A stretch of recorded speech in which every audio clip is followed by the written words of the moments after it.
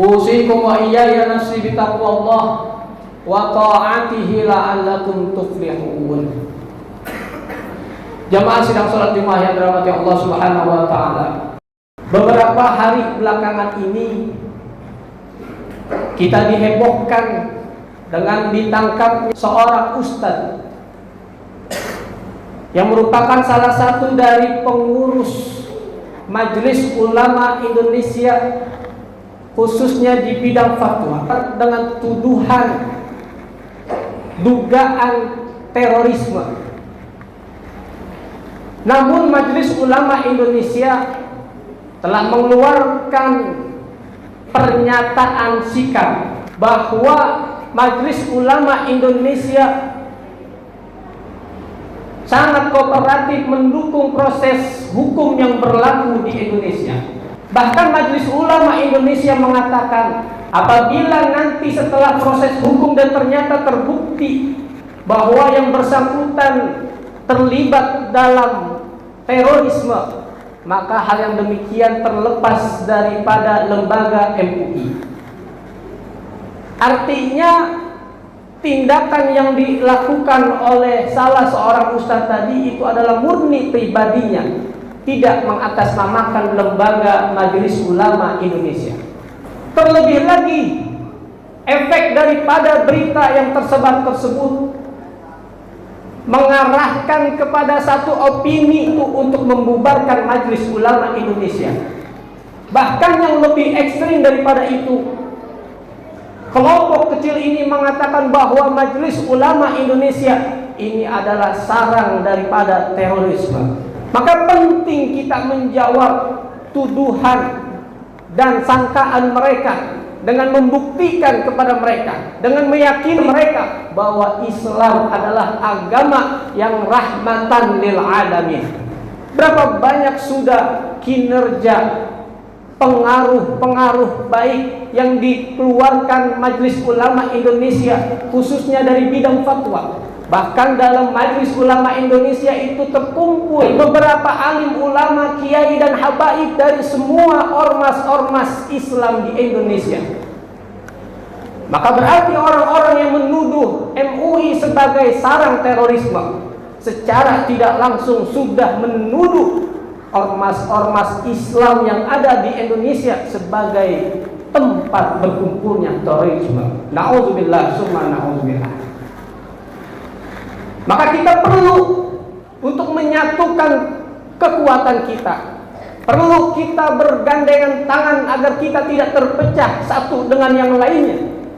Karena Allah Subhanahu wa taala senantiasa mengingatkan kita, wa'tasimu bihablillahi jami'an wa la tafarraqu. Janganlah kalian orang-orang Islam, orang-orang mukmin saling berpecah belah, tetapi harusnya kita ini saling merangkul, saling berpegang erat akan tali agama Allah Subhanahu wa taala.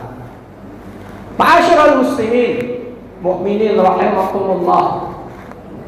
Maka daripada itu yang perlu kita waspadai selaku umat Islam, ini adalah upaya-upaya dari musuh-musuh Islam yang tidak ridho dengan Islam. Upaya ini mereka gelincirkan untuk menjauhkan kita umat terhadap ulama-ulama kita. Berita ini disebarkan untuk kita selaku umat tidak percaya lagi dengan ulama-ulama kita. Makanya perlu dari mimbar ini khatib ingatkan kepada seluruh jamaah agar kiranya kita ini membentengi diri kita dengan keyakinan yang benar, dengan terus mendekatkan diri kita kepada ulama-ulama yang lurus, agar kita tidak salah dalam mengambil sikap, agar kita tidak terjerumus dalam maksiat kepada Allah Subhanahu wa taala dan Rasulnya. Karena hakikatnya ulama, mereka adalah penerus-penerus perjuangan Rasulullah Sallallahu Alaihi Wasallam. Kalau kemarin-kemarin dari peringatan Maulid kita diingatkan kita tidak akan sampai pada cinta kepada Allah kecuali kita mengikuti jalan-jalan yang telah dituntun oleh Rasulullah SAW. Dan begitu pun juga kita tidak akan sampai kepada cinta kepada Rasul.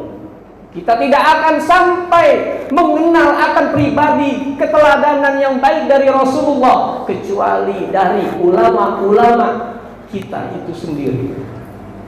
Maka penting kita mendekati ulama-ulama kita, bukan justru malah kita menjauh daripada ulama, bukan malah kita tidak percaya kepada ulama, tapi sebaliknya kita harus terus dekat dengan ulama kita. 14 abad yang lalu Rasulullah SAW telah mengingatkan kepada kita lewat lisan beliau yang mulia. Beliau bersabda, "Sayati zamanun ala ummati yafirruna minal ulama wal fuqaha." Nanti akan datang satu masa kepada umatku di mana mereka semua menjauh daripada ulama dan ahli-ahli agama. Tentu masa yang dimaksud oleh Rasulullah itu adalah masa saat ini. Tidak sedikit daripada kita yang telah menjauh daripada ulama. Tidak sedikit daripada kita yang tidak mengikuti fatwa-fatwa ulama. Dan tidak sedikit pula dari kita yang mengacuhkan nasihat-nasihat dari para alim ulama. Maka apa konsekuensi yang didapat saat seorang umat manakala kita ini jauh daripada ulama? Diteruskan dalam hadis tersebut, "Fala taliyahumullahu bi thalathati baliyan." Maka umat itu akan diuji oleh Allah Subhanahu wa taala dengan 3 hal. Ulaha yarfa'ullahu ta'ala al-barakata min kasbihim. Ujian yang pertama Allah berikan kepada orang yang jauh daripada ulama adalah Allah angkat keberkahan dari setiap kita usahakan dalam hidup kita. Tentu kita sama-sama mengetahui bahwa yang dimaksud keberkahan itu adalah ziyadatul khair, yaitu kebaikan yang bertambah.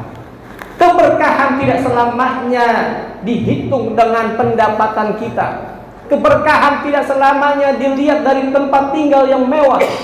Keberkahan tidak selamanya ditandai dengan kendaraan yang mewah, bukan. Tapi keberkahan itu adalah ketenangan jiwa kita, dekatnya kita dengan Allah dan Rasulnya, itulah keberkahan. Maka banyak kita dapati orang yang berpenghasilan tinggi, yang memiliki tempat tinggal yang mewah, tapi tidak ada ketenangan, kedamaian dalam hidupnya. Pendapatan kita berlimpah tapi tidak pernah cukup. Tempat kita tinggal mewah tapi selalu cekcok dengan pasangan hidup kita. Kendaraan kita mewah tapi kita diuji dengan anak-anak yang sulit diatur. Bisa jadi keberkahan itu Allah cabut karena sebab kita telah menjauh daripada ulama-ulama kita. Tapi justru berapa banyak orang yang penghasilannya dalam kacamata kita pas-pasan, tapi justru hidupnya begitu bahagia dan malah mengaruniakan keturunan-keturunan yang soleh dan soleha. Itulah hakikat keberkahan yang sebenarnya.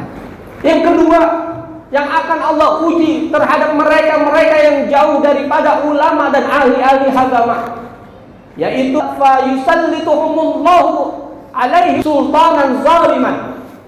Maka Allah akan berikan uji mereka dengan memberikan mereka pemimpin-pemimpin yang zalim.